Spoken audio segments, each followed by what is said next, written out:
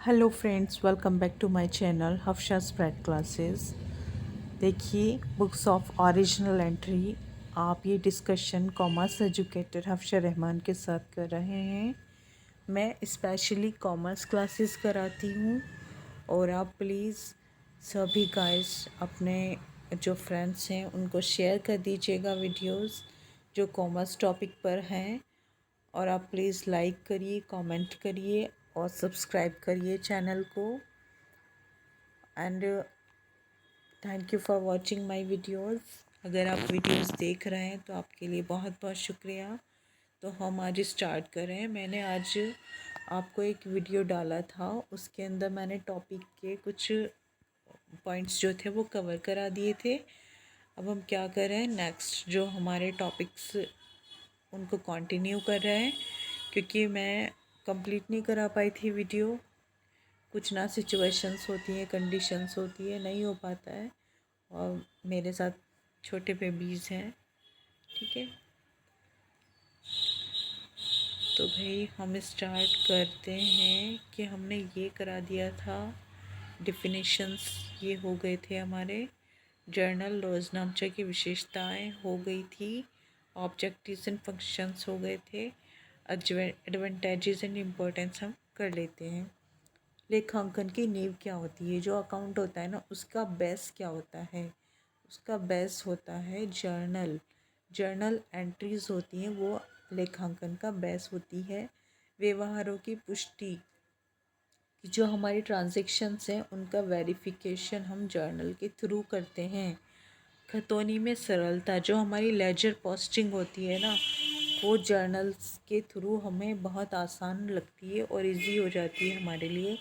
गणितीय त्रुटियों की कम संभावना, जो मैथमेटिकल एरर्स होते हैं उनकी जो पॉसिबिलिटी है वो बहुत कम हो जाती है और आप बहुत आसानी से चीज़ों को ऐड कर सकते हैं कि ठीक है। तो मैथमेटिकल जो कैलकुलेशंस है वो आपकी बहुत आसान हो जाएंगी। व्यवहारों के दोनों पक्षों का ज्ञान, अगर आपको जर्नल कर लेते हैं तो आपको पता चल जाता है कि हमें कौन से अकाउंट को क्रेडिट करना है और कौन से अकाउंट को डेबिट किया जाना है। सो लेखों का क्रमवार होना, कि जो हमारे लेखे होते हैं ना, जर्नल एंट्रीज जो होती हैं अकाउंट्स की, उसमें हमें डेट वाइज और सीक्वेंस वाइज उन्हें बिल्कुल सही फॉर्म में रखना होता है। दोनों पक्षों का ज्ञान होना चाहिए कि कौन से खाते को डेबिट किया जाना है और कौन से खाते को क्रेडिट किया जाना है। लेखों का क्रमवार होना, कि जो हमारे जर्नल एंट्रीज होती है ना, वो डेट वाइज और सीक्वेंस वाइज होनी चाहिए। प्रशिक्षण की आवश्यकता नहीं, कि जो ट्रेनिंग्स है उसकी कोई ज़रूरत नहीं होती। एंट्रीज करना बहुत ही नॉर्मल होता है और जो हमारी प्रैक्टिकल लाइफ है उससे बहुत रिलेट करता है। समझने की सुविधा, जर्नल में प्रविष्टि के बाद विवरण दिए जाने से संबंधित व्यवहार आसान समझ में आ जाता है। जैसे कि हमने कोई एंट्री करी है तो उसमें हम क्या करेंगे कि जैसे हमने परचेज अकाउंट को डेबिट कर दिया है। Purchase account debit to cash, being goods purchase for cash, की जो चीज़ें हैं वो कैश खरीदी गई। तो ये हमारी नरेशन है।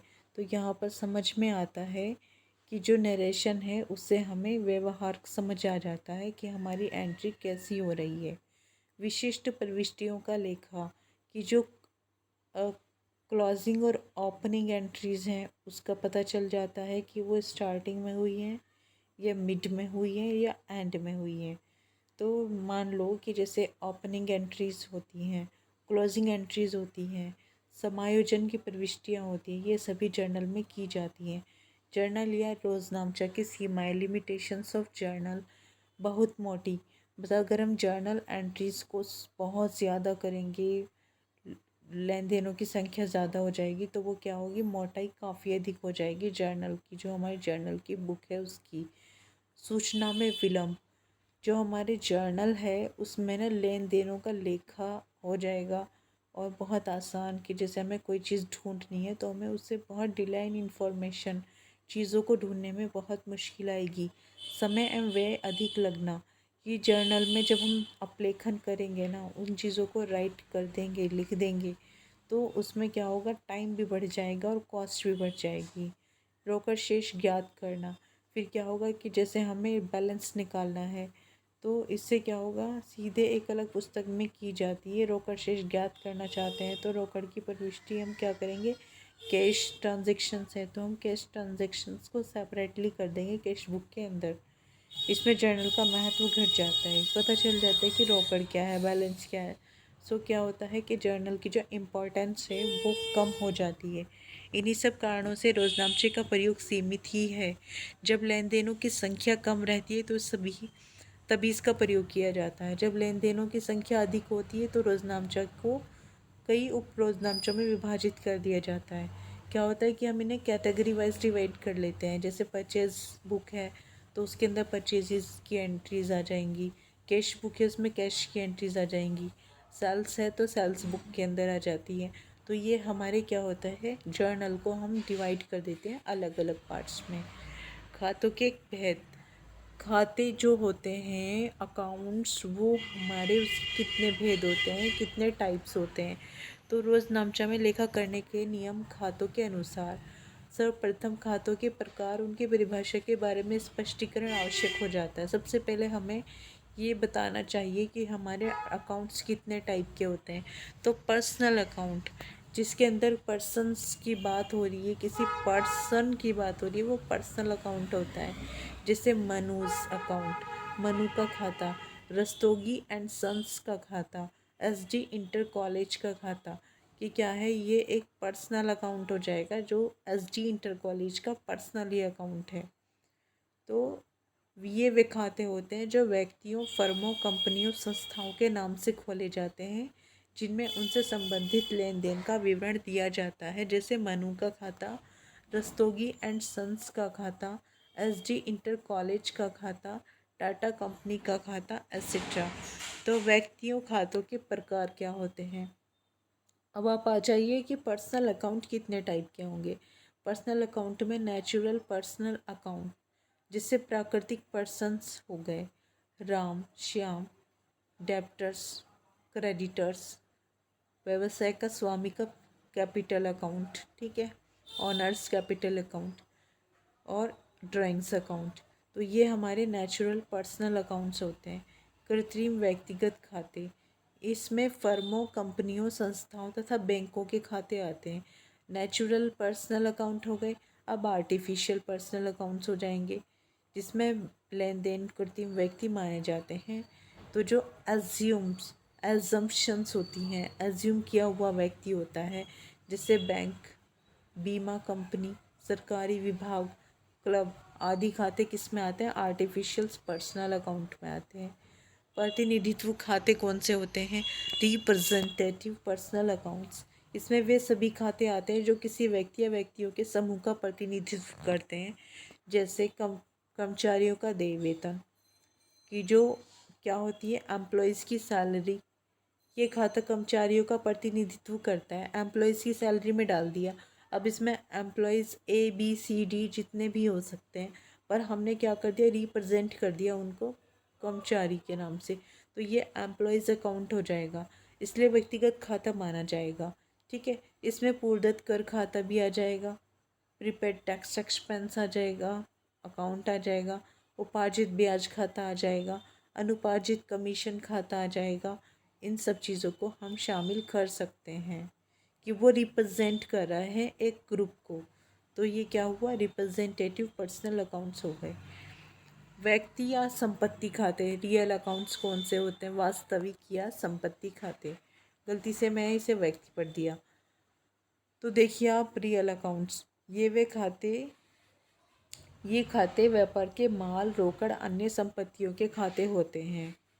मतलब ये खाते क्या होते हैं, माल के लिए, रोकड़ के लिए, गुड्स के लिए, कैश के लिए और एसेट्स के लिए होते हैं। जैसे माल खाता, गुड्स अकाउंट, मशीनरी खाता, मशीनरी अकाउंट, रोकड़ कैश अकाउंट। वास्तविक खातों के प्रकार, टाइप्स ऑफ रियल अकाउंट, मूर्त वास्तविक खाते, टेंजिबल रियल अकाउंट्स। इसमें उन वस्तुओं के खाते आते हैं जिन्हें देखकर छुआ जा सके, ठीक है, जिनका क्रय विक्रय किया जा सके, जैसे cash, stock, furniture, land, building. ठीक है, याद रहे कि बैंक खाता वास्तविक खाता नहीं होता है, बल्कि बैंकिंग कंपनी का आर्टिफिशियल अकाउंट होता है। कि जो बैंक अकाउंट होता है ना, वो एक आर्टिफिशियल अकाउंट होता है। तो यहाँ पर रोकड़ आएगा, नॉट बैंक। अब यहाँ पर अमूर्त वास्तविक खाते, इंटेंजिबल रियल अकाउंट्स।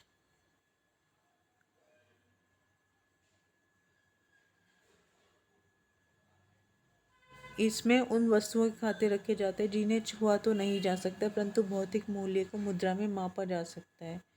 जैसे आपकी गुडविल है, गुडविल का आपका अकाउंट। अकस्व अधिकार, पैटेंट्स अकाउंट। व्यापार चिन्ह, ट्रेडमार्क अकाउंट। तो इंटेंजिबल में आपके आ जाएंगे cash, stock, furniture, land, building. और इंटेंजिबल में आ जाएंगे आपके गुडविल, पैटेंट्स, ट्रेडमार्क्स। तो ये क्या है, आपके रियल अकाउंट्स हैं। आप एक बार इसे रिकॉल कर लीजिए। Real accounts, tangible, intangible. Real accounts में आपके आ जाएंगे रोकड़, स्टॉक, फर्नीचर, भूमि, भवन। Cash, stock, furniture, land, building. Intangible, goodwill, patents, trademarks. Clear? Proceed करें आगे। Nominal accounts. नॉमिनल अकाउंट्स वे खाते जिनमें व्यापार के किसी निश्चित समय के हानि व्यय, लाभ, आय का विवरण किया जाता है। आय व्यय के खाते या वास्तविक अवास्तविक खाते होते हैं, जैसे वेतन खाता, ब्याज खाता, मजदूरी खाता आदि। आय व्यय के खाते या अवास्तविक खाते, नॉमिनल अकाउंट्स। इस कैटेगरी में उन अकाउंट्स को रखा जाता है जो लॉसेस, एक्सपेंसेस, प्रॉफिट्स या इनकम का डिटेल देते हैं। ठीक है, इनको क्या कहते हैं, अवास्तविक खाते कहते हैं। जैसे आपका salary account, interest account, wages account. Is all clear? आप प्लीज़ यस और नो भी भेज दीजिए। कमेंट सेक्शन में आप बता दीजिए कि आपको समझ आ रहा है या नहीं आ रहा है। जो भी आपके डाउट्स हैं प्लीज़ आप बात करिए। कम्युनिकेशन होना चाहिए ताकि पता चले कि भाई कौन लोग हैं, कौन कौन इंटरेस्टेड है, कौन डिस्कशन कर रहा है, इन्वॉल्व हो रहे हैं डिस्कशन में। जर्नल के विवरण के खाने में लेखा करते समय रूल्स ऑफ जर्नलाइजिंग, रोजनामचा जर्नल में लेखा करने के नियम क्या क्या होते हैं। यह आवश्यक होता है कि जिस लेन देन का हम लेखा करने जा रहे हैं उसका संबंध किस खाते से है मालूम किया जाए। इसके पश्चात इन्हें ऋणी या धनी, डेबिट या क्रेडिट किया जाए। इसके नियम क्या होते हैं। जैसे व्यक्तिगत खाते के लिए, व्यक्तिगत खाते के दो रूप होते हैं, पाने वाला और देने वाला, रिसीवर और गिवर। ठीक है, debit is the receiver and credit is the giver. तो पाने वाला, देने वाला, पाने वाले व्यक्ति को ऋणी कहते हैं। जिसको रिसीव हो रहा है, जो रिसीव कर रहा है, उसे हम डेबिट करते हैं, डेबिट बोला जाता है। और जो गिवर है, जो दे रहा है, उसे क्रेडिट कहते हैं। फॉर एग्जाम्पल, राम श्याम को 5,000 रुपये देता है, तो राम अपनी पुस्तक में श्याम का खाता 500 से ऋणी करेगा, क्योंकि क्या हो रहा है, श्याम को दिया जा रहा है, श्याम को दे रहा है राम।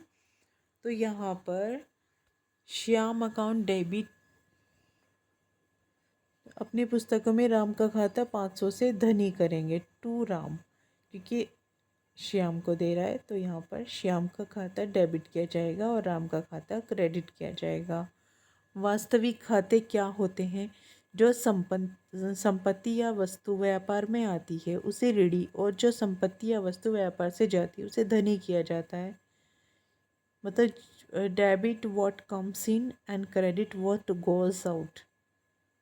ठीक, तो 1,000 का नकद फर्नीचर खरीदा, फर्नीचर व्यवसाय में आया, फर्नीचर बिजनेस में एंटर हुआ, फर्नीचर खाता डेबिट किया जाएगा।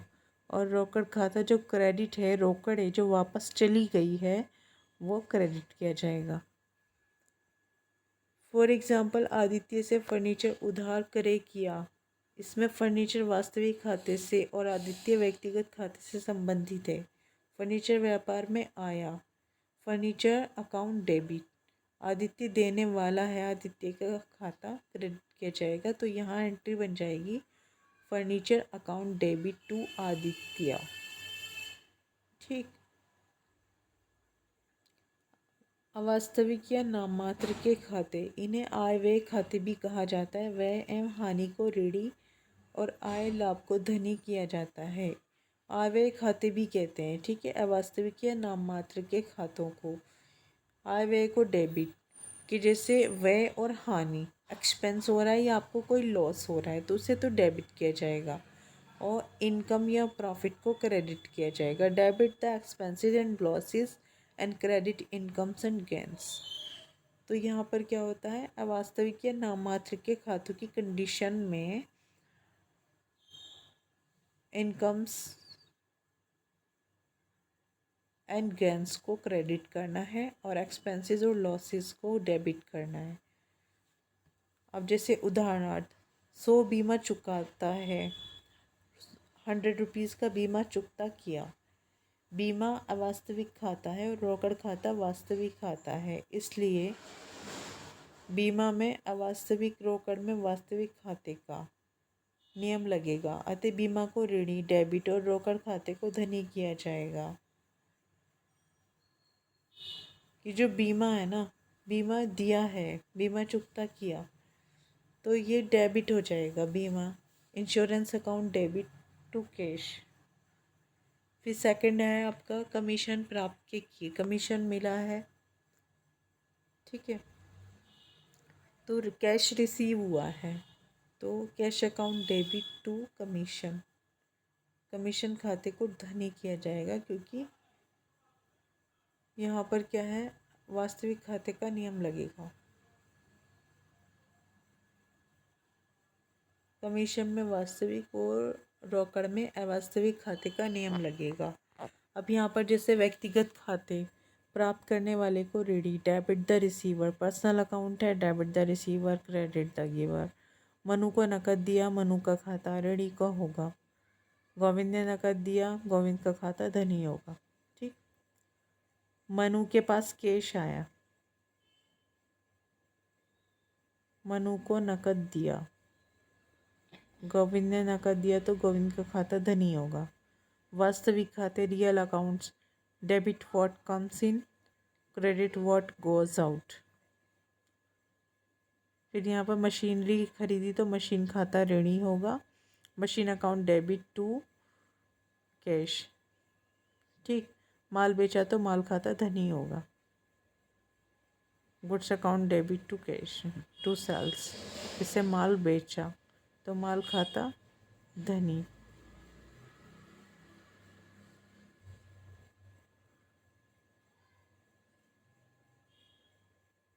रियल अकाउंट्स में माल खाते को धनी किया जाएगा, क्रेडिट किया जाएगा।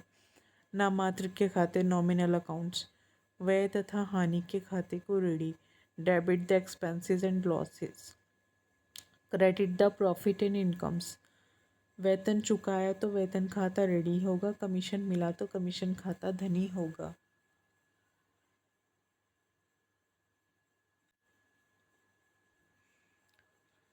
Types of entries, simple entries, compound entries, opening entries. Simple entries के अंदर आपको साधारण या सरल लेखे से आशय उस लेखे से है जिसमें प्रत्येक लेन देन एक स्वतंत्र लेखा किया जाता है।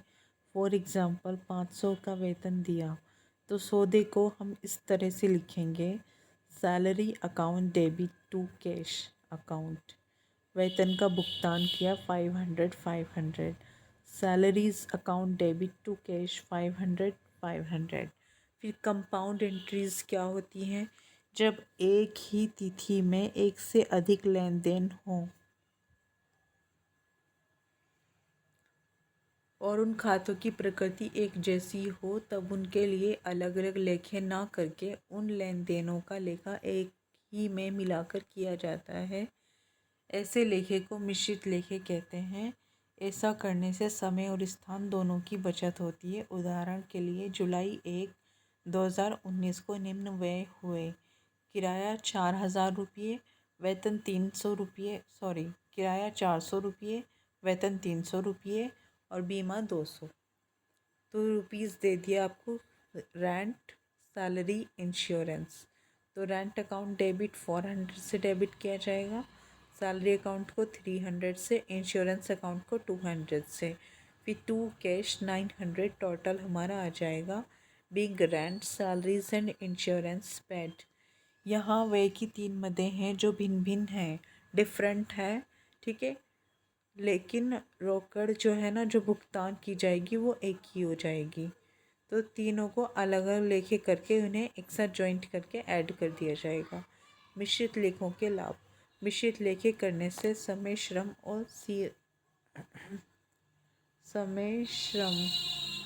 की बचत होती है, टाइम भी बचता है और लेबर भी बचती है, ठीक है। जर्नल में लेखों की संख्या भी कम हो जाती है।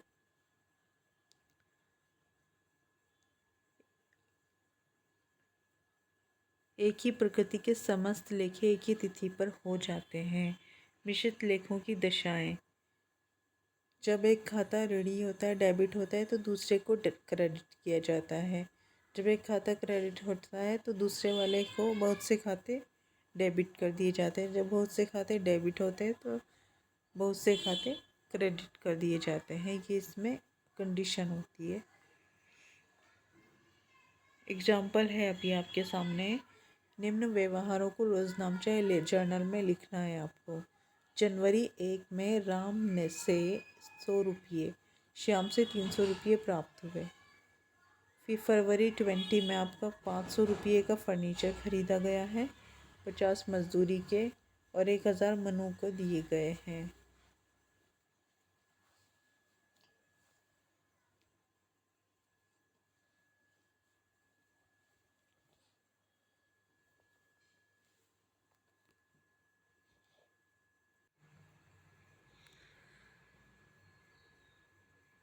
फिर मार्च 31 में व्यापारी की स्थिति निम्न प्रकार थी: 5,000 की नकद रोकड़, 10,000 का माल, 15,000 के देनदार, 10,000 के लेनदार और 20,000 की पूंजी।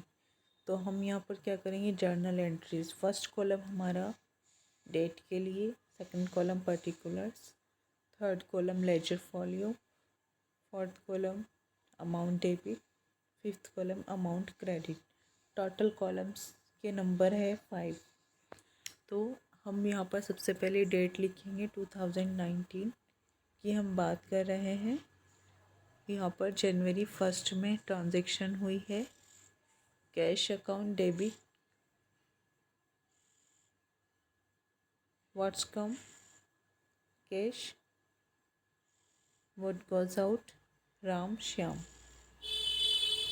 राम से 100 रुपीज़ और श्याम से 300, टोटल 400 कैश रिसीव्ड। फिर सेकंड है फरवरी 20, 500 का फर्नीचर क्रय किया, 50 मजदूरी के दिए, 1,000 मनु को दिए। तो फर्नीचर अकाउंट डेबिट, क्योंकि फर्नीचर हम परचेज कर रहे हैं, 50 मजदूरी के दिए जा रहे हैं और 100 मनु को दिए। तो फर्नीचर आ रहा है, वेजेस, ठीक, और मनु, तो ये डेबिट में आ जाएंगे। और क्या हमारे पास से क्या चीज़ जा रही है, कैश जा रहा है तीनों कंडीशंस में। तो यहाँ पर हम टोटल करके 1,550 पेमेंट मेड। मार्च 31 cash account debit, goods account debit, debtors account debit. तो मोर देन 1 एंट्री, एक से ज़्यादा एंट्रीज हो रही है। 5,000, 10,000, 15,000। तो यहाँ पर 10,000 क्रेडिटर्स, कैपिटल अकाउंट 20,000, ठीक। अब यहाँ पर balance and assets and liabilities, ठीक है। टोटल आ जाएगा 31,950, 31,950। प्रारंभिक लेखे या प्रविष्टि ओपन एंट्री। प्रत्येक व्यवसायी नववर्ष के पहले दिन से ही व्यावसायिक व्यवहारों को लिखने के लिए नई लेखा पुस्तकें लगाता है। तो जो हमारा ईयर स्टार्ट होता है, तो जो फाइनेंशियल ईयर का जो टाइम होता है वो 1 अप्रैल टू 31 मार्च होता है। तो जब 1 अप्रैल होता है तो न्यू बुक्स को लगा लेते हैं व्यापारी। फिर पिछले वर्ष के संपत्तियां दायित्वों के शेषों को नई पुस्तकों में लिखता है कि जो बैलेंसेस होते हैं एसेट्स के और लायबिलिटीज़ के, उनको लिखा जाता है। प्रत्येक वर्ष के आरंभ में पिछले वर्ष की संपत्तियों और दायित्वों के शेषों की नई लेखा पुस्तकों में लिखने के लिए एक प्रविष्टि करने की आवश्यकता होती है कि जो एसेट्स है और लायबिलिटीज़ हैं उनकी एक एंट्री की जाती है। इसी प्रविष्टि को प्रारंभिक प्रविष्टि ओपनिंग एंट्री कहा जाता है। समझ आ रहा है आपको? ठीक है। Debit all assets, credit all liabilities and capital. Capital is the balancing figure. एक व्यापारी की पुस्तकों में 1 अप्रैल 2019 को निम्न प्रारंभिक शेष थे। Assets cash balance 1000, bank balance 6000, bills receivable 2500, debtors 10,000, stock 8,500, investment 12,000, machinery 30,000, building 20,000, liabilities creditors 12,500, loan 12,500, bills payable 1,500। Opening entries करनी है अब हमें। तो यहाँ पर cash, bank, bill receivable, debtors, purchase, investment, machinery, building, ये चीज़ें हमने यहाँ पर लिख ली हैं सारी एक सीक्वेंस में। फिर क्रेडिटर्स, लॉन्स, बिल्स पेएबल और कैपिटल। ठीक, चूँकि कैपिटल जो है वो हमारी इधर ही आएगी यहाँ पर।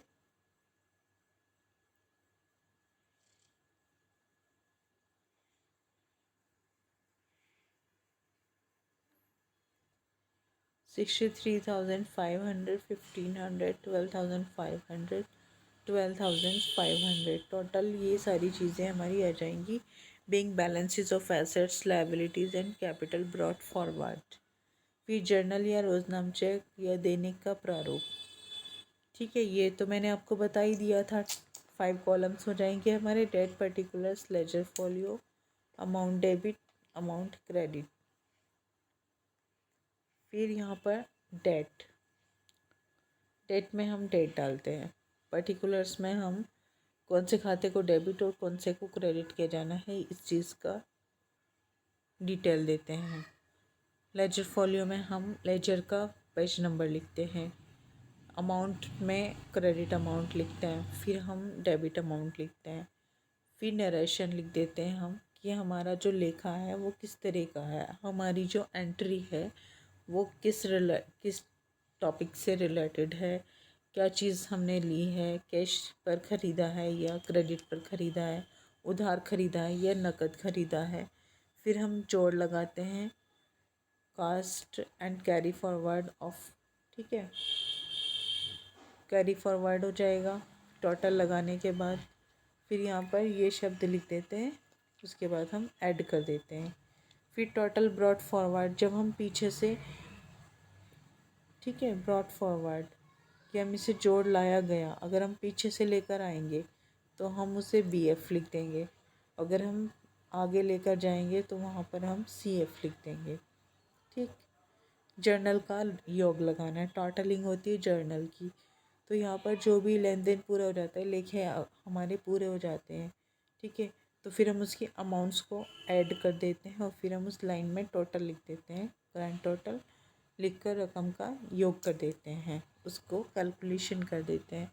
जर्नल लिखते समय ध्यान रखने योग्य बातें क्या होती हैं? निर्धारित प्रारूप कि जो भी लिखा जाना चाहिए उससे बाज़ार में मिलते हैं, छपवाए जाते हैं, उसको एक फॉर्मेट बनाया जाता है। फर्म का नाम लिखते हैं सबसे ऊपर। ठीक है, उसका नाम सबसे ऊपर लिखा जाता है जो फर्म होती है। जैसे गंगा राम का जर्नल, या फिर लिखते हैं जर्नल एंट्रीज ऑफ ऑफ करके जो भी नाम होता है फॉर्म का वो लिख दिया जाता है। डेबिट और टू का प्रयोग, डेबिट वाला खाता ऊपर और तिथि की लाइन के पास लिखना चाहिए कि जो डेबिट अकाउंट है वो सबसे ऊपर लिखा जाता है। जैसे कि सामने डेट हो जाएगी, फिर एंट्री डेबिट वाली, ठीक, और उसके इधर में अमाउंट होती है डेबिट वाले के बराबर में। फिर टू का लिखने के बाद क्रेडिट शब्द का प्रयोग नहीं करना चाहिए। टू लिख दिया हमने तो वहाँ पर क्रेडिट नहीं लिखा जाएगा, डेबिट वाले में डेबिट लिखा जाता है। विवरण, फिर लेन देन में अंतर दिखाने वाली लाइन खींच दी जाती है। ये पता चल जाता है कि भाई यहाँ पर ये एंट्री कंप्लीट हो गई है, तो वहाँ पर हम एक स्ट्रेट लाइन खींच देते हैं। सीधी एक लाइन मतलब नरेशन को लिखने के बाद एक प्लेन लाइन बना देते हैं। अकाउंट शब्द लिखना, व्यक्तिगत खातों के आगे अकाउंट शब्द नहीं लिखा जाता, ठीक, के एपोस्ट्रोफी एस लगाकर जोड़ते हैं। अगर हमें किसी पर्सन के नेम के साथ अकाउंट लगाना है तो हम वहाँ पर राम गंगा राम्स अकाउंट, वहाँ पर एपोस्ट्रोफी एस लगाते हैं, ठीक। रेखा खींचना, योग के नीचे गहरी रेखा खींच देना चाहिए जो प्रश्न की समाप्ति की सूचना होती है। योग लगाना, टोटल कर दिया जाता है, ठीक है, ब्रॉड फॉरवर्ड या कैरी फॉरवर्ड जो भी होता है। फिर माल उधार खरीदा या नकद, क्रय खाता सदैव डेबिट किया जाता है। ये जो परचेज अकाउंट होता है वो हमेशा डेबिट किया जाता है। माल उधार बेचा या नकद, विक्रय खाता हमेशा क्रेडिट किया जाता है। निम्नलिखित दशाओं में क्रेडिट खाता क्रेडिट होगा। क्रय खाता कैसे क्रेडिट होगा? जैसे माल आपने डोनेट कर दिया है या उस थेफ्ट या फायर वगैरह लॉस जो भी इस तरह से होता है उसको, ठीक है। घर ले जाने पर, माल मुफ्त नमूने के रूप में बांटने पर, संपत्तियों खरीदते समय संपत्ति खाता ही डेबिट किया जाता है, नहीं कि क्रय खाता। जब हम एसेट्स को खरीदते हैं तो वहाँ पर हम एसेट अकाउंट को डेबिट करते हैं, ना कि परचेज अकाउंट को। व्यापारिक बट्टे की रोजनामचे में कोई प्रविष्टि नहीं होती है।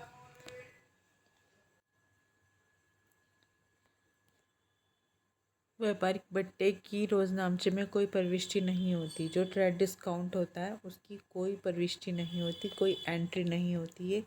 बट्टे की रकम घटाकर नेट जो अमाउंट होता है सिर्फ वो ही लिखा जाता है। कैश डिस्काउंट की प्रविष्टि रोजनामचे में की जाती है कि जो ट्रेड डिस्काउंट होता है वहाँ पर नहीं लिखते हैं हम एंट्री, लेकिन जो कैश डिस्काउंट होता है उसमें हम एंट्री को लिखते हैं। पूंजी खाता व आहरण खाता मालिक के ही खाते होते हैं। कि जो कैपिटल अकाउंट होता है और ड्राइंग्स अकाउंट होता है वो ऑनर के ही अकाउंट होते हैं और दोनों व्यक्तिगत खाते माने जाते हैं। तो अब ये हमारा थर्ड क्वेश्चन है। श्री राम ने 1 जनवरी 2019 के संपूर्ण माह में निम्नलिखित लेन देन किए। इन लेन देनों में कौन सा खाता ऋणी और कौन सा खाता धनी किया जाएगा, इसके लिए एक विश्लेषित तालिका बनाइए, जर्नल में लिखा कीजिए। श्री राम ने व्यापार आरंभ किया 20,000 से, नकद माल खरीदा 7,500, भवन खरीदा 4,000, हरी से माल खरीदा 5,000 का, मजदूरी दी 150 की, नकद माल बेचा 2,000 का, श्याम से नकद प्राप्त हुए 300, मोहनलाल का नकद भुगतान किया 600, दुकान का किराया दिया 450। तो ऋणी तथा धनी पक्षों को स्पष्ट करने वाली तालिका कौन सी है? जनवरी 1 में रोकड़ खाता कैश अकाउंट है, फिर ये कैपिटल अकाउंट है, धनी किए जाने वाला खाता। खातों की प्रकृति, रोकड़ खाता है, वास्तविक खाता, पूंजी खाता, व्यक्तिगत खाता। खातों की प्रकृति, रोकड़ प्राप्त हुई, ठीक। फिर कैश अकाउंट, कैपिटल अकाउंट, व्यक्तिगत, मालिक देने वाला है। फिर क्रय खाता, वस्तुगत,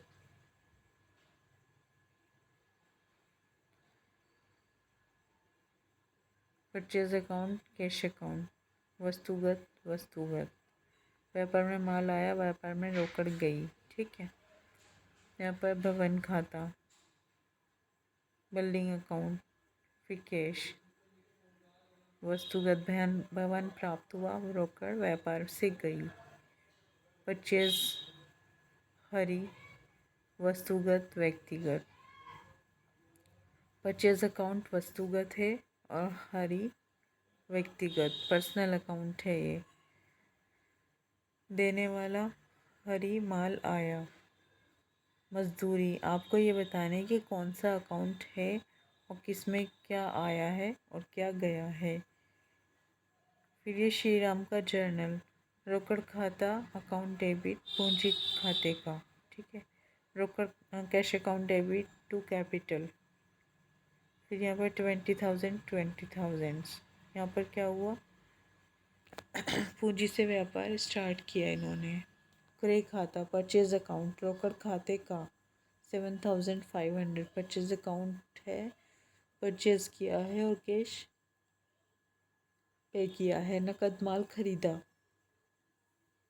7,500, building account debit to cash 4,000, purchase account debit to Hari 5,000, मजदूरी wages account debit to cash 150, cash account debit to sales 2,000, cash account debit to Shyam, ठीक 300, Mohanlal account debit to cash 600, rent account debit to cash 450।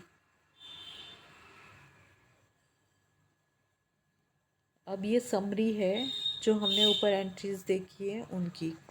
Shri Ram ने व्यापार प्रारंभ किया।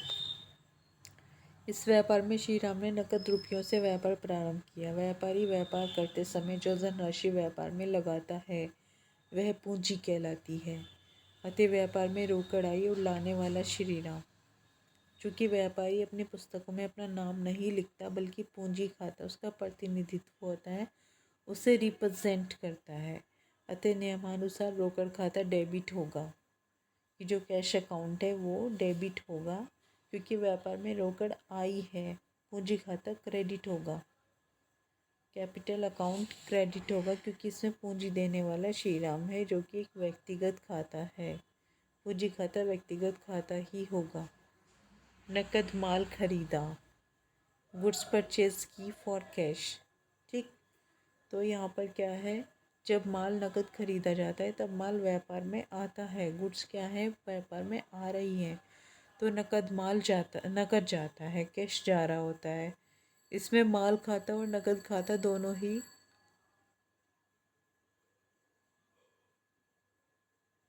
वास्तविक खाते हैं, अतः नियम के अनुसार माल खाता डेबिट होगा और रोकड़ खाता क्रेडिट होगा। अब भवन खरीदा, जब भवन खरीदा जाता है तो भवन प्राप्त होगा। रोकड़ आती है, ठीक है, रोकड़ जा रही है और बिल्डिंग हमारी आ रही है, तो यहाँ पर भी दोनों खाते वास्तविक हैं। तो यहाँ पर नियमानुसार भवन खाता जो होता है ना वो डेबिट होगा, रोकड़ खाता क्रेडिट होगा। विद्यार्थी यहाँ गलती करते हैं कि भवन की जगह क्रय खाता डेबिट करते हैं, ठीक है। तो यहाँ पर स्पष्ट करना है कि जो एसेट है व्यापार के लिए माल नहीं है, भवन खाता ही डेबिट किया जाएगा। Building account debit to cash, क्योंकि बिल्डिंग जो है वो बिजनेस के लिए नहीं है, वो एक एसेट है। हरी से माल खरीदा, माल साधारणतया या तो नकद खरीदा जाता है या उधार। यहाँ नकद शब्द नहीं लिखा है अतः स्पष्ट है कि माल उधार खरीदा गया। इस लेन देन में दो पक्ष में हरी और माल, एक खाता इसमें व्यक्तिगत और दूसरा वास्तविक है। नियमानुसार वास्तविक खाता अर्थात माल खाता डेबिट होगा और व्यक्तिगत खाता अर्थात हरी का खाता क्रेडिट होगा। मजदूरी दी, वेजेस क्या करिए, पैड करिए, तो wages account debit to cash. नकद माल खरीदा, ठीक है, माल क्या किया है, नकद खरीदा है, तो goods account debit to cash. मतलब यहाँ पर क्या है, माल नकद खरीदा है, दोनों ही खाते क्या है, रियल हैं, वास्तविक अकाउंट्स हैं, तो यहाँ पर रोकड़ खाता डेबिट होगा, रोकड़ cash account debit to goods, माल खाता क्रेडिट किया जाएगा। ठीक है। मोहनलाल को नकद यहाँ पर माल बेचा था, तो यहाँ पर क्या होगा, गुड्स अकाउंट हो जाएगा डेबिट और कैश अकाउंट हो जाएगा डेबिट और गुड्स अकाउंट हो जाएगा क्रेडिट। कि यहाँ पर क्या कर रहे हैं, हम सेल्स कर रहे हैं, कैश हम रिसीव कर रहे हैं, जो आ रहा है वो कैश में जाएगा और जो गुड्स है वो क्रेडिट में जाएगी। मोहनलाल को नकद भुगतान किया। इस व्यवहार में मोहनलाल का व्यक्तिगत खाता है। मोहनलाल क्या है, पर्सनल अकाउंट है, रिसीवर है, डेबिट किया जाएगा इसको। और रोकड़ खाता जो जाने वाला है क्रेडिट किया जाएगा। वास्तविक खाता है तो क्रेडिट किया जाएगा। श्याम से नकद प्राप्त हुआ, तो हमें क्या प्राप्त हो रहा है, कैश रिसीव हो रहा है।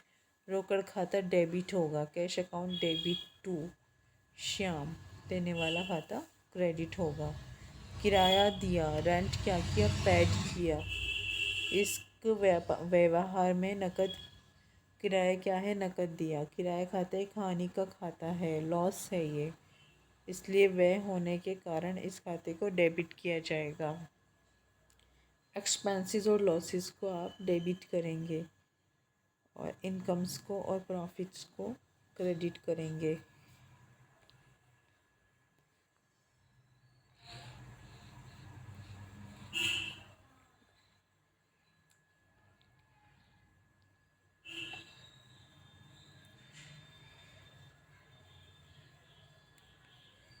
कुछ विशेष प्रकार के व्यवहारों का लेखा रोकड़ तथा अन्य संपत्तियों से व्यापार प्रारंभ करना।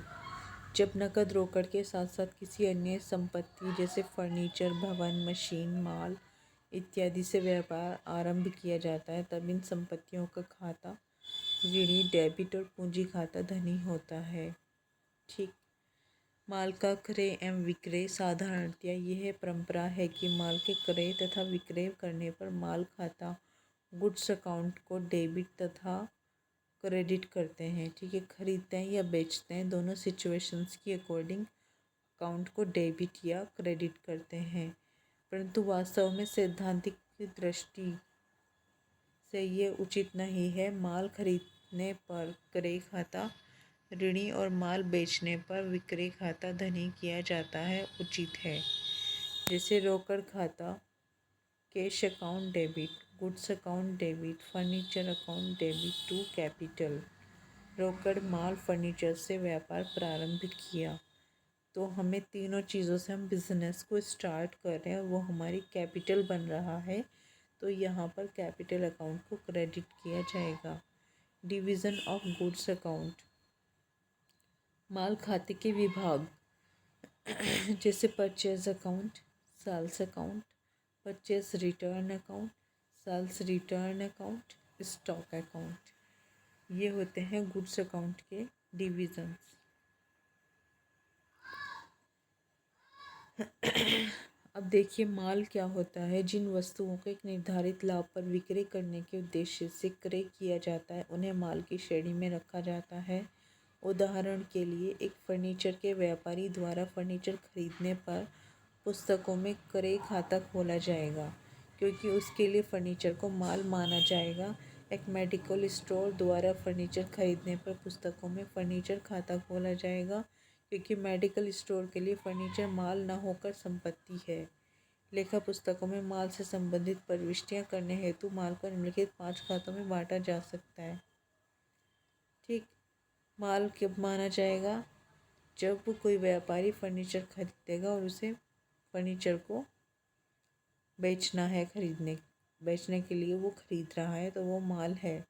लेकिन मेडिकल स्टोर पर फर्नीचर खरीदा जा रहा है, तो वो उसकी संपत्ति है, एसेट बन जाएगा। क्रय खाता परचेज अकाउंट, क्रय वापसी खाता purchase return account, sales account, sales return account, stock account. 2 भागों में बांटा जा सकता है। जैसे परचेज अकाउंट, जब कोई माल क्रय करते हैं तो माल खाते को डेबिट करने की बजाय क्रय खाते को डेबिट किया जाता है। परचेज अकाउंट, क्रय खाता एक नाममात्र खाता होता है। ये एक नॉमिनल अकाउंट होता है जिसकी प्रविष्टि से जर्नल एंट्री से क्या होता है, क्रय खाता हमेशा डेबिट होता है। Debit all expenses and losses. विक्रय खाता सेल, जब कोई माल विक्रय करते हैं तो माल खाते को क्रेडिट करने की बजाय विक्रय खाते को क्रेडिट किया जाता है। विक्रय खाता एक नाममात्र खाता होता है और इसे हमेशा ही क्रेडिट किया जाता है। Credit all incomes and gains. क्रय वापसी खाता, रिटर्न आउटवर्ड कहते हैं इसे, ठीक है। ये एक नाममात्र का खाता होता है, नॉमिनल अकाउंट होता है जिसे हमेशा ही क्रेडिट किया जाता है। विक्रय वापसी खाता, ये रिटर्न इनवर्ड, इसे क्या होता है, डेबिट किया जाता है। इससे क्या होता है, जैसे कि हमारी इनकम जो है वो कम हो गई है, विक्रय वापसी में जो इनकम हुई थी वो हमारी कम हो गई है। स्टॉक अकाउंट दो प्रकार का होता है, ओपनिंग स्टॉक और क्लोजिंग स्टॉक। क्रेडिट या कैश, क्रय या विक्रय की पहचान। क्रेडिट्स परचेज और कैश परचेज में क्या डिफरेंस होता है। जब किसी क्रय या विक्रय के व्यवहार में नकद शब्द का प्रयोग नहीं किया गया हो लेकिन क्रेता या विक्रेता का नाम दिया गया हो तब ऐसे क्रय या विक्रय को उधार मानकर लेखा करना चाहिए। क्रय तथा विक्रय वापसी, क्रय किया गया माल वापस करने पर पाने वाले व्यक्ति को ऋणी क्रय वापसी खाता धनी करना चाहिए। इसी प्रकार बेचा हुआ माल वापस आने पर विक्रय वापसी खाता ऋणी जिससे माल प्राप्त हुआ हो उस व्यक्ति का खाता धनी करना चाहिए। निजी प्रयोग के लिए व्यापार से रोकड़ तथा माल निकालना, जब कोई व्यापारी अपने व्यवहार से ड्राइंग्स होते हैं ना कि चाहे तो गुड्स निकाले जाए चाहे पैसा निकाला जाए, तो वो पर्सनल यूज़ के लिए निकाला जा रहा है तो वो ड्राइंग होता है, ठीक है। पर्सनल यूज़ के लिए हम क्या करते हैं, drawings account debit to purchase, अगर हम माल निकाल रहे हैं, और अगर कैश निकालें drawings account debit to cash, ठीक। अगर हम किसी को फ्री ऑफ कॉस्ट क्या करते हैं, गुड्स दे देते हैं, तो वो क्या होता है, हमारा एक एडवर्टीज़मेंट होता है, हम उसे ऐड कर रहे हैं चीज़ों का, इसलिए हम उनको दे रहे हैं बिना पैसों के, तो वहाँ पर एडवर्टीज़मेंट अकाउंट डेबिट हो जाता है टू परचेज अकाउंट। माल की चोरी या अन्य हानि, माल की चोरी हो रही है आपकी या बाय थेफ्ट की और बाय फायर, ठीक है। Loss by theft account, purchase account, ये क्या होता है, डेबिट हो जाएगा। Loss by theft account debit to purchase.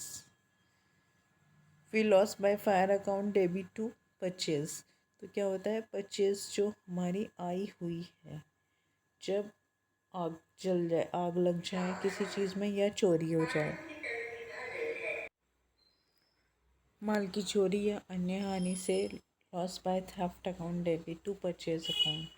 Loss by fire account debit to purchase account. व्यापारिक छूट क्या होती है कि जब हम कोई भी माल खरीद रहे हैं, ठीक है, व्यापारिक छूट पर ख़रीदा है, ठीक है, ऐसी दशा में क्या होगा, क्रय खाता परचेज अकाउंट डेबिट को जो है हम 5% है 5000 का, तो वहाँ पर 250 से लेस हो जाएगा, 4750 आ जाएगा यहाँ पर, तो purchase account debit to Manu 4750 यहाँ पर एंट्री हो जाएगी। अब ये क्या है, इसने माल बेचा है, तो यहाँ पर 2000 का 5% 100, तो यहाँ पर राम अकाउंट डेबिट 2000 से 100 लेस कर दी 1900, राम का अकाउंट 1900 से डेबिट किया जाएगा टू सेल्स। फिर नकद छूट, कैश डिस्काउंट, व्यापार में नकद छूट दी जा रही है, कैश डिस्काउंट दिया जा रहा है, तो यहाँ पर क्या होगा कि 2000 का कैश है और ये 50 रुपीज़ की डिस्काउंट दे दिया, तो यहाँ पर 1950 आ जाएगा, तो cash account debit discount account debit to Ram 2000। फिर प्राप्त छूट, श्याम अकाउंट डेबिट 1000, श्याम का 1000 का बकाया था, व्यापारी ने 950 श्याम को देकर उसका हिसाब किताब चुकता कर दिया, तो क्या हुआ, 1000 रुपये थी उसके ऊपर ड्यूज़। फिर उसको 50 रुपीज़ की छूट मिल गई, तो वहाँ पर 950 रुपये उसको देना पड़े। तो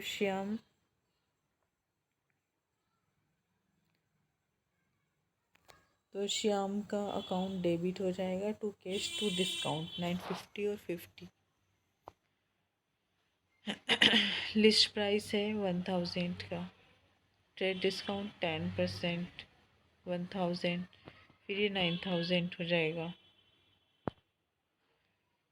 यहाँ पर एक एग्जांपल दिया हुआ है कि एक व्यापारी का 10,000 रुपये सूची मूल्य है, लिस्ट प्राइस है, 10% ट्रेड डिस्काउंट है, 2% कैश डिस्काउंट है, तो नेट वैल्यू हमें निकालनी है यहाँ पर। तो ट्रेड डिस्काउंट 10% हो जाएगा 1000, 10,000 पर, फिर 9000 हमारे पास बैलेंस हुआ। फिर उसके अंदर से क्या करेंगे, 9000 के ऊपर फिर 2% कैश डिस्काउंट लगाएंगे, 180 हो जाएगा। तो ऐसे जब हम लेस कर देंगे यहाँ पर, टोटल हमारा 8820 आ जाएगा। बैड डेब्ट्स, कभी कभी ग्राहक के दिवालिया हो जाने के कारण किसी अन्य कारण से उसके यहाँ बकाया ऋण की संपूर्ण रकम प्राप्त नहीं होती है, इसे अप्राप्य अशोध्य ऋण कहते हैं। ये व्यापारिक हानि है, ट्रेडनल लॉस होता है कि बैड डेब्ट्स हो जाते हैं, रकम नहीं हो पाती है रिकवरी। तो यहाँ पर ना प्राप्त हुई रकम को अप्राप्य अशोध्य ऋण खाता या ऋणी ग्राहक खाता धनी करना चाहिए। अनुज के जर्नल में प्रविष्टियाँ हैं। अनुज ने 16,000 से व्यापार आरंभ किया। रितेश स्टोर से 10% व्यापारिक छूट, ठीक है, व्यापारिक कटौती, 5% नकद कटौती और 600 सूची मूल्य का नकद माल खरीदा, ठीक है, लिस्ट प्राइस का। राहुल से 8% व्यापारिक कटौती पर 5,000 मूल्य सूची का माल खरीदा। माल घटिया होने के कारण राहुल को 500 रुपये सूची मूल्य का माल वापस किया गया। निजी प्रयोग के लिए 200 माल खरीदा, 300 का रोकड़ आहरण, पर्सनल यूज़ के लिए 200 का तो माल, ठीक है, और 300 रुपीज़ कैश। राजेश को 5% डिस्काउंट, ट्रेड डिस्काउंट, ठीक है, 2% कैश डिस्काउंट, 1000 सूची मूल्य का माल। राहुल 3000 चुकाए, 5000 मूल्य सूची का माल फैसल को 5% व्यापारिक कटौती पर बेचा। फैसल ने 800 रुपये सूची मूल्य का माल खराब होने के कारण लौटाया। किराया चुकाया 200, वेतन चुकाया 350, फुटकर खर्चे 50। कैश अकाउंट डेबिट 16,000 की कैपिटल है। फिर परचेज है हमारी कैश अकाउंट और डिस्काउंट 5400 की, 6000 की थी हमारी गुड्स, ठीक है, तो यहाँ पर 10%। फिर यहाँ पर ट्रेड डिस्काउंट 10%, कैश डिस्काउंट 5%। तो पहले क्या हुआ, 6000 का 5% हमने लेस कर दिया कैश डिस्काउंट, तो 5400 हो गए। अब 5400 का ट्रेड डिस्काउंट 270 और कैश रह जाएगा 5130। 5400 के ऊपर लगेगा 10%, 270 हो जाएगा।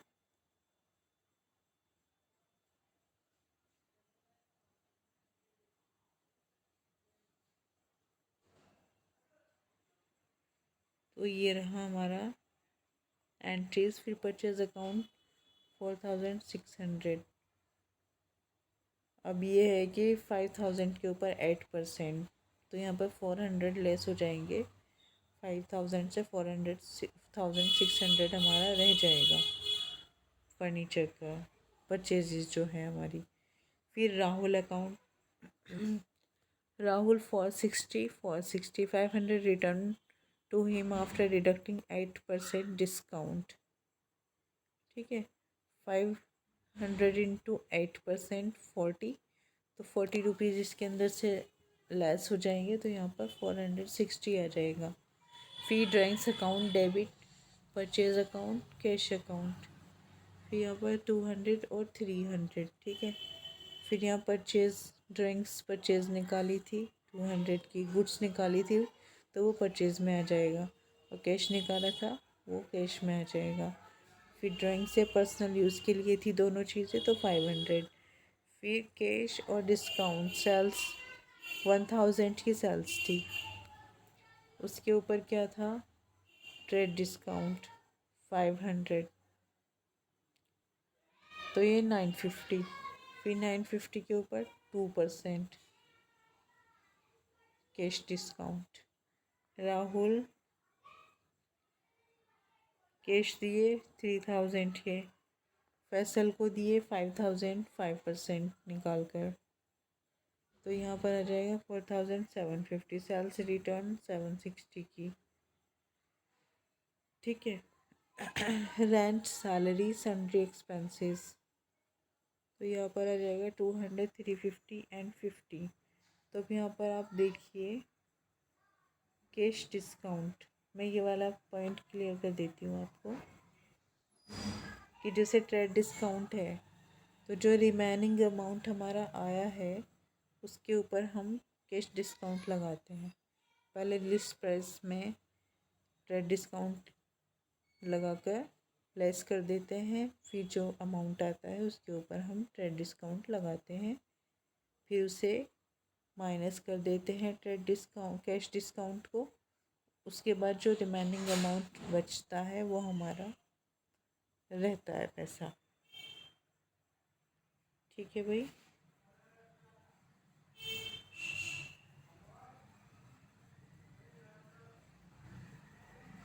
तो ये देख लीजिए आप एंट्रीज, 2-4 क्वेश्चंस की प्रैक्टिस कर लीजिए।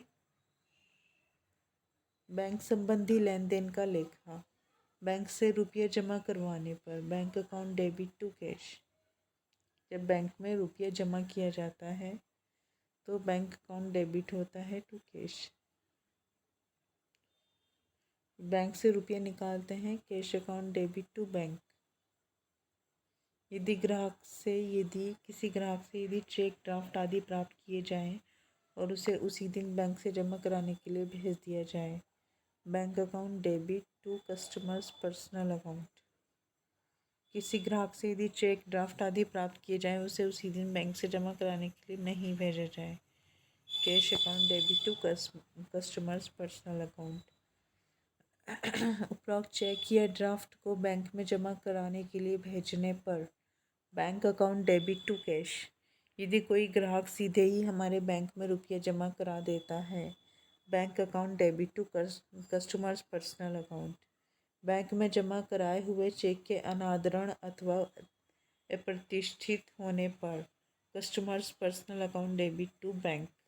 यदि किसी ग्राहक से चेक प्राप्त किया जाए और उसे छूट दी जाए तथा चेक को उसी दिन बैंक में जमा करने के लिए भेज दिया जाए, bank account debit to discount allowed account debit to customer's personal account. यदि उपरोक्त चेक अनादरण हो जाए तो ग्राहक को दी गई छूट भी वापस ले ली जाए, customer's personal account debit to bank to discount received.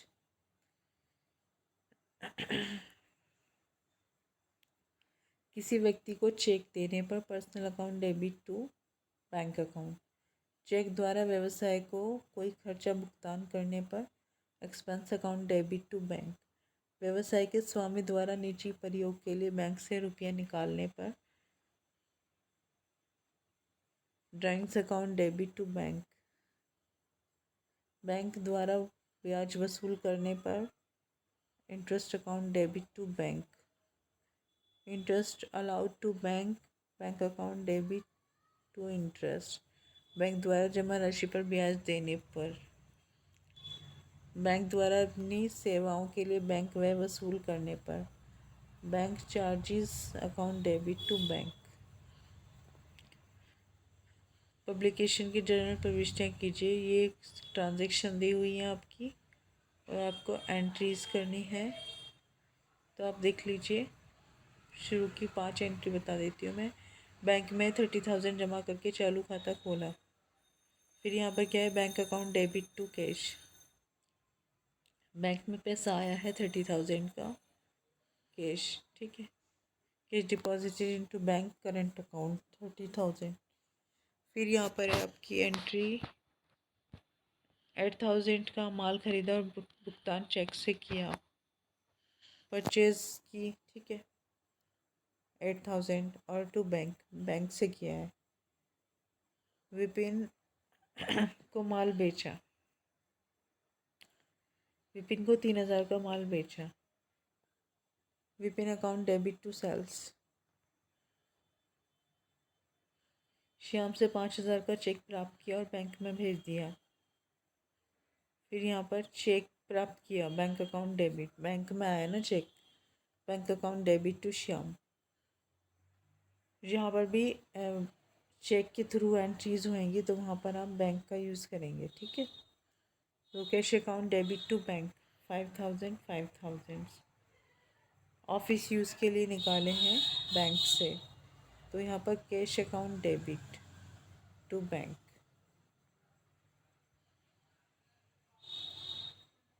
Bank account debit to Vipin, received a cheque from Vipin, Vipin से हमने चेक रिसीव किया है तो bank account debit to Vipin आ जाएगा। और भी एंट्रीज की आप कर लीजिएगा प्रैक्टिस। देखिए ऐसे, ये हमारा क्वेश्चन है, ये आप स्क्रीनशॉट ले लेना। फिर ये हमारी एंट्रीज,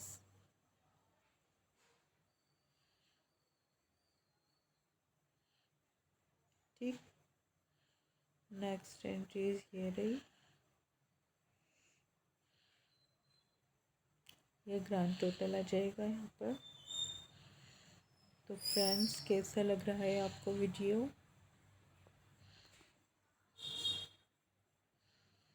आप ये देख लीजिए, अच्छे तरीके से समझ लीजिए, जो भी एंट्रीज हैं उनकी कॉपी पर प्रैक्टिस कर लीजिए, कि जो चीज़ें हमें प्रैक्टिस करनी होती है वो तो हमें लिख कर ही समझ आती हैं।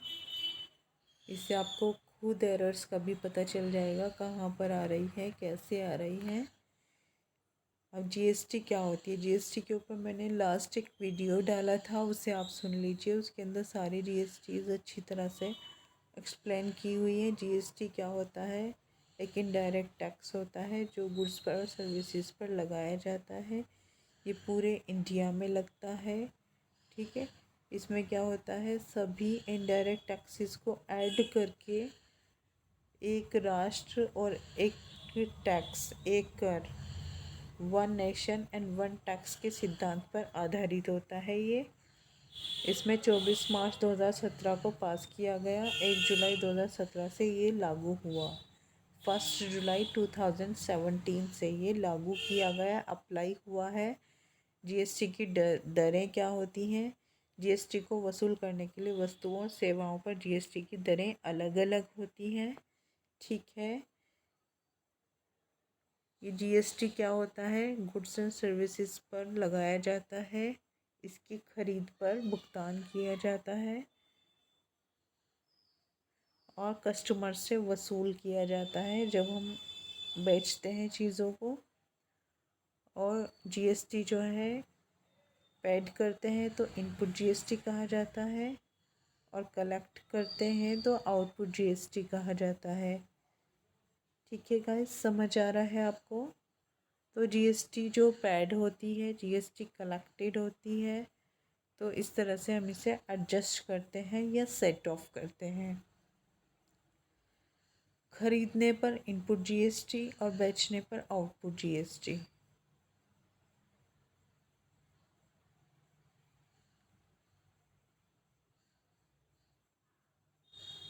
जीएसटी के अंतर्गत कौन से कर आते हैं? सीजीएसटी और आईजीएसटी, ठीक है। सीजीएसटी, जीएसटी के अंतर्गत 3 प्रकार के कर लगाए जाते हैं, सीजीएसटी, एसजीएसटी, आईजीएसटी। तो सीजीएसटी होती है सेंट्रल जीएसटी, जो सेंट्रल गवर्नमेंट की तरफ से होती है। स्टेट गवर्नमेंट की तरफ से होती है हमारी, ठीक है। जो केंद्र की तरफ से लगती है, यूनियन टेरिटरी जीएसटी, यूटीजीएसटी, कि उपरोक्त दोनों कर एक ही प्रांत की सीमाओं के अंदर कि जैसे एक ही स्टेट के अंदर होती है ना सेल्स, तो वहाँ पर लगाया जाता है। राजस्थान का एक व्यापारी राजस्थान के ही दूसरे व्यापारी को ग्राहक को 50,000 का माल बेचता है। तो मान लीजिए कि जीएसटी की दर जो है वो 12% है, तो 6% CGST होगी और 6% SGST होगी। तो यहाँ पर 50,000 का 12%, 6,000 वसूल करने होंगे, जिसमें 3,000 होगा जो सेंट्रल गवर्नमेंट को जाएगा और 3,000 होगा जो स्टेट गवर्नमेंट को जाएगा।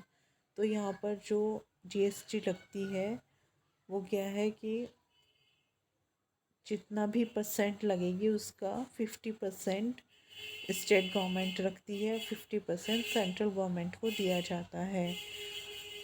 IGST ये किसी प्रांत के बाहर किए जाने वाले माल और सेवाओं पर लगती है। माल और सेवाओं के भारत में आयात और माल के सेवाओं के बाहर से निर्यात पर भी लगाया जाता है। जैसे राजस्थान का एक व्यापारी है, वो मध्य प्रदेश के व्यापारी को 50,000 का माल बेच रहा है, तो IGST की दर 12% होगी, तो 6,000 IGST वसूल करेगा। तो जो क्या है सेलर है ना, वो 6,000 IGST रिसीव करेगा और टैक्स की राशि केंद्र सरकार को जाएगी, कंप्लीटली पूरी जाएगी। ठीक है। रिवर्स चार्ज, कुछ वस्तुओं एवं सेवाओं पर करे रिवर्स चार्ज। परचेज पर रिवर्स चार्ज रखा जाता है। रिवर्स चार्ज का अर्थ है कि जीएसटी विक्रेता द्वारा चार्ज नहीं किया जाएगा, बल्कि क्रेता द्वारा स्वयं ही सरकार को भुगतान किया जाएगा। कि ये क्या होता है कि सेलर नहीं इसको चार्ज करता, ये परचेज़र ना खुद ही गवर्नमेंट को देता है, इसे इनपुट जीएसटी के रूप में क्लेम करेगा। ठीक है। और रिवर्स चार्ज के अंतर्गत रखी गई वस्तु, तो ये कुछ बिना रजिस्टर्ड व्यक्ति व्यवसायी द्वारा बिना रजिस्टर्ड व्यक्ति से क्रय किया गया माल और सेवाएं, वकील को चुकाई गई फीस, ठीक है, कॉपीराइट के प्रयोग के लिए चुकाई गई राशि, माल का परिवहन, बीमा कंपनी आदि जो खर्च होते हैं वो रिवर्स चार्जेस होते हैं। अकाउंटिंग प्रोसीजर क्या होता है? माल खरीदा, purchase account debit, IGST, input CGST, input SGST। तो यहाँ पर माल खरीदने पर इनपुट CGST, परचेज किए गए गुड्स, तो यहाँ पर इनपुट CGST और इनपुट SGST आ जाएगा टू बैंक या क्रेडिटर्स। फिर माल को बेचेंगे तो बैंक या debtors account debit to sales, output CGST, output SGST। ठीक। क्रय वापसी, क्रय वापसी की दशा में creditors account debit to purchase return, input CGST, input SGST। ठीक। Purchase return. फिर विक्रय वापसी की दशा में sales return account debit, output CGST, output SGST debtors. फिर यहाँ पर स्थायी संपत्तियों के क्रय पर fixed asset debit, input CGST, input SGST to bank. व्ययों का भुगतान करने पर क्या होता है? Expenses account debit, input CGST, input SGST to bank. फिर यहाँ पर ये आय प्राप्त होने पर bank account debit to commission received, out CGST, output SGST। फिर व्यापारी के स्वामी द्वारा निजी व्यय के माल का आहरण किया गया drawings account debit to purchase to output CGST, SGST। माल का मुफ्त नमूने के रूप में loss by fire, loss by theft, इन तीनों कंडीशंस में advertisement, loss by fire, loss by theft, debit purchase to CGST to SGST।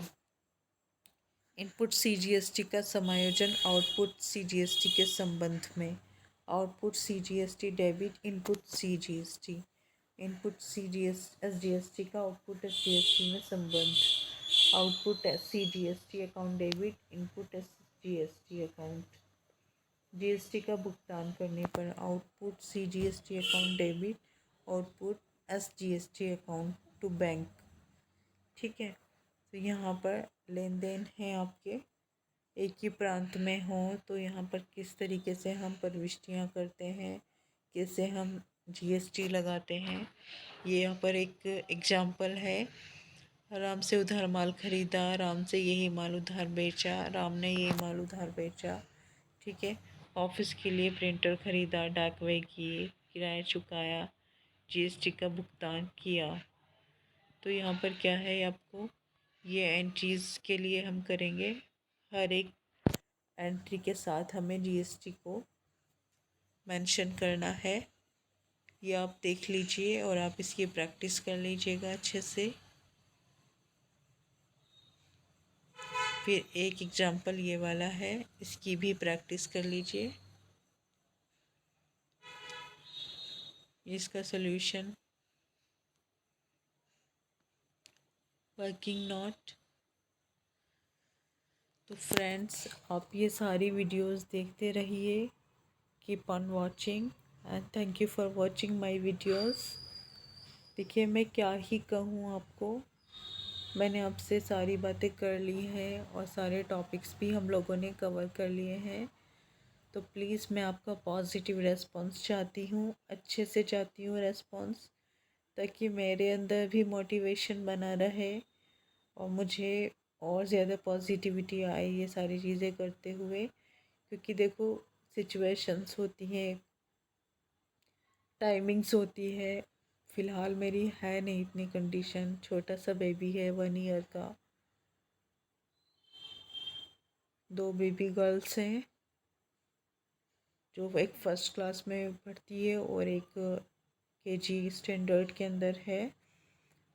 तो देख लीजिए आप लोग, मैं मतलब मैनेज भी करना चाहती हूँ अपने टाइम को हर तरह से, कि ताकि मेरा खुद का रूटीन रहे, मुझे अच्छा लगे। क्योंकि मैं क्रिएटिव ही रहना चाहती हूँ कि मैं पढ़ूँ और चीज़ों को पढ़ाऊँ, डिस्कस करूँ और अच्छे लेवल पर हम लोग आपस में जुड़े रहें।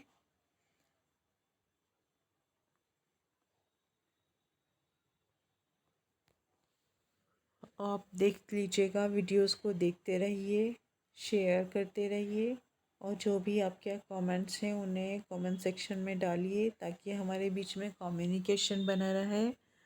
और thank you so much for watching my all viewers. ठीक है,